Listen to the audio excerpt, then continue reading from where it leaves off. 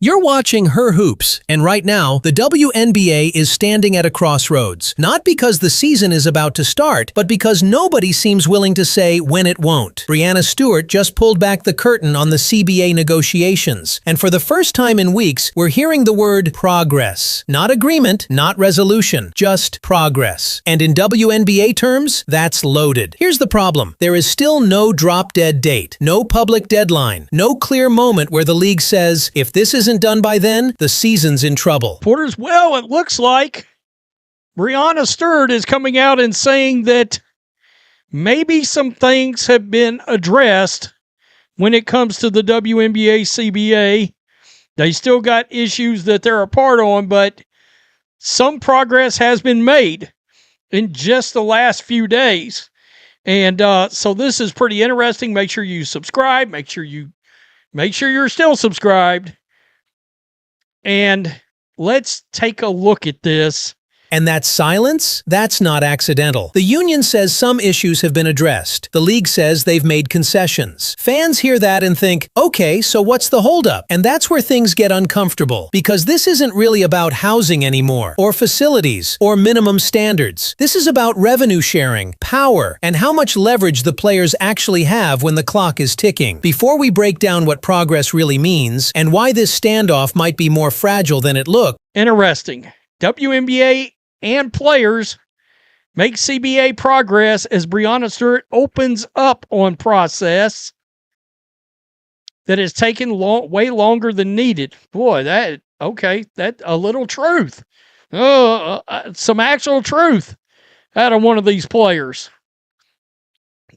This is getting a little bit more interesting. We also learn about whether or not there is a current, what they call drop-dead date.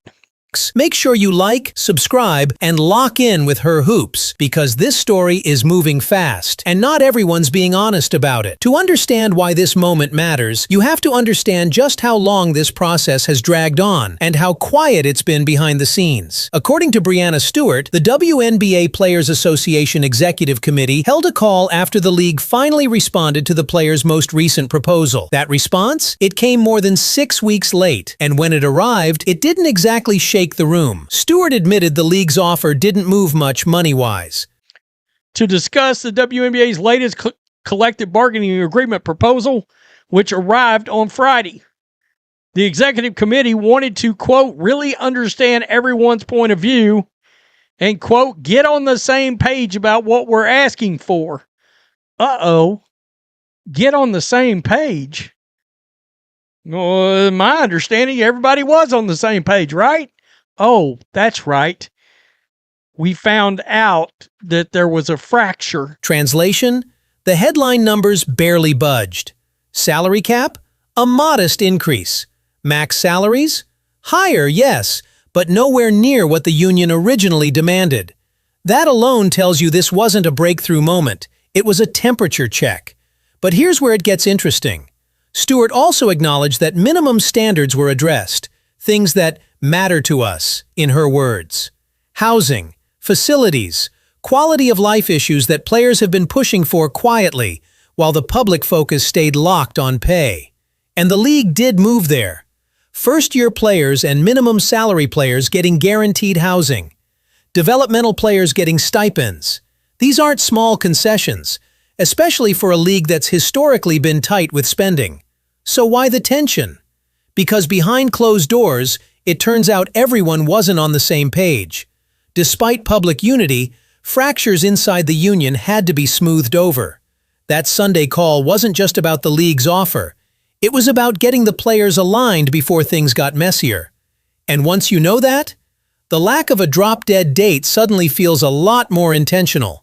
Here's what's actually on the table, and why both sides are talking past each other. The league's proposal would raise the salary cap to around $5 million, with a path that pushes it higher over the life of the deal. Max salaries would start north of $1.3 million, with projections climbing close to $2 million later in the agreement. Minimum salaries? Roughly $230,000, with average salaries landing in the low $500,000 range. On paper, that's a massive leap for a league that, historically, has never turned a profit. But the fine print matters. Those salary numbers include a revenue-sharing component, both team and league revenue, something the players have demanded for years. The league estimates this structure would give players about 70% of net revenue. And that word, net, is doing a lot of work. Net revenue means operating expenses get removed first.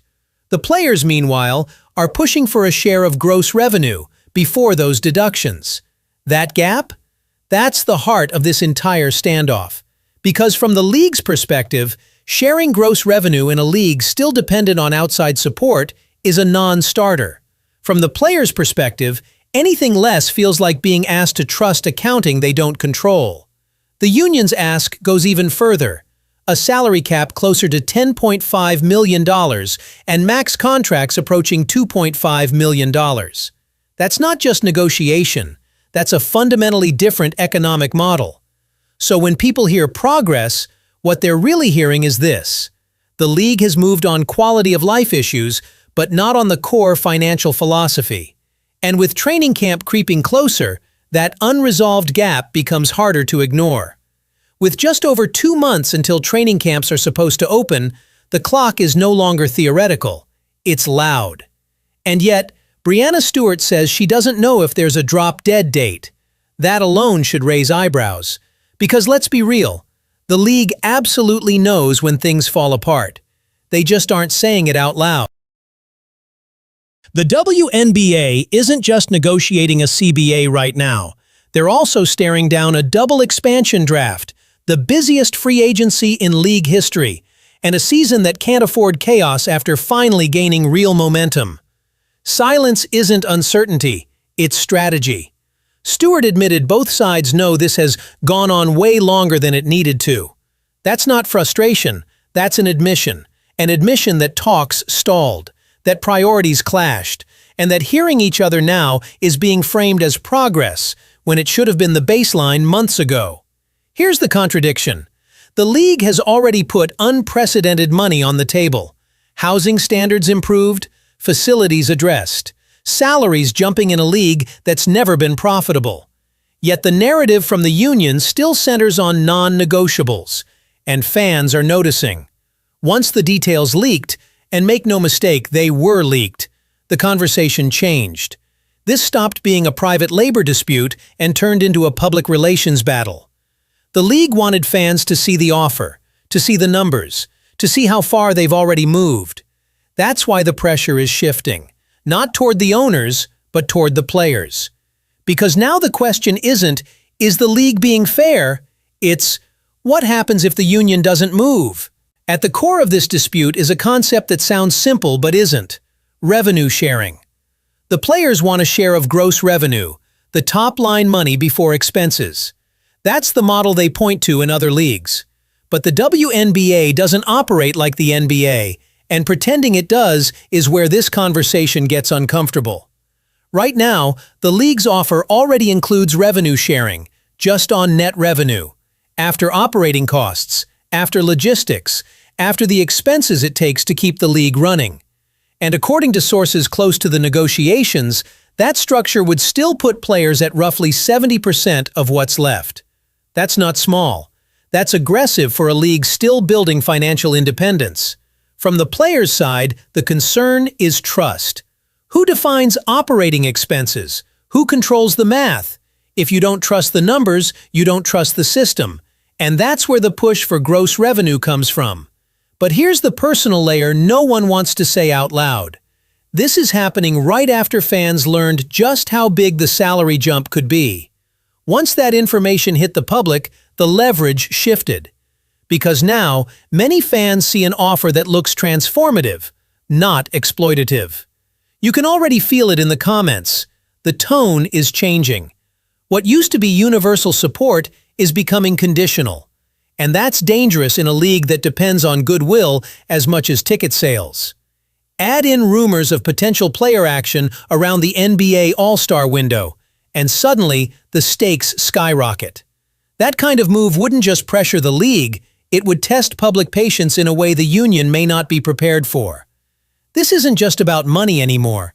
It's about whether the player's strategy matches the moment they're in. This CBA fight isn't happening in a vacuum.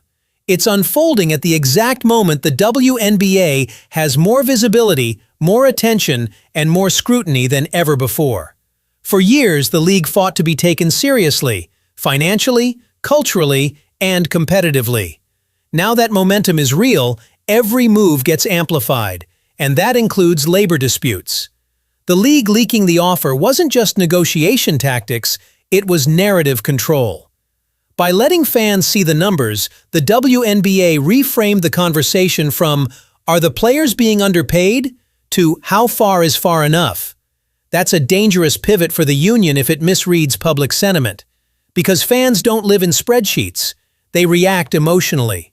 And right now, many see a league stretching beyond its history to meet player demands. Whether that perception is fair or not almost doesn't matter. Perception shapes pressure. There's also the expansion factor. New teams mean new markets, new investors, and new expectations. Any delay or disruption doesn't just affect this season, it affects credibility. Investors don't like instability, broadcasters don't like uncertainty, and casual fans definitely don't like canceled games. That's why the absence of a public drop-dead date matters so much. It buys time, yes, but it also increases anxiety. Every day without clarity feeds speculation about strikes, delays, or fractured unity inside the Players Association. This negotiation is quietly becoming a referendum on how the WNBA handles growth. Do they protect momentum, or risk it to reset the economic structure entirely? And whichever side miscalculates first pays the price. So yes, progress has been made, but let's be clear about what that really means. The league moved on housing, it moved on facilities, it moved on salaries in ways that would have been unthinkable just a few years ago. What it hasn't moved on is the one thing the players refuse to budge on: revenue sharing on their terms. And that's why there's still no drop-dead date. Because once that date goes public, the leverage becomes real. Pressure stops being theoretical, and suddenly, someone has to blink. Breanna Stewart saying both sides are hearing each other is important, but it's also revealing. That shouldn't be the finish line this close to a season. It should have happened months ago. Now, with training camp looming and expansion drafts waiting, every delay raises the stakes. Here's the truth. The WNBA knows exactly how far this can go before real damage is done. They just don't want to say it yet. And the union knows that once fans fully process what's already on the table, public support may not be as automatic as it once was. This isn't about whether players deserve more. It's about whether strategy matches timing, and whether holding out longer actually strengthens the player's position or weakens it. If the revenue-sharing gap doesn't close soon, the question won't be if there's a season delay. It'll be who gets blamed when it happens. Let me know what you think in the comments. Do you believe the union should hold firm, or is this the moment to compromise? Make sure to like, subscribe, and stay locked in with Her Hoops for more real, unfiltered WNBA breakdowns. I'm out.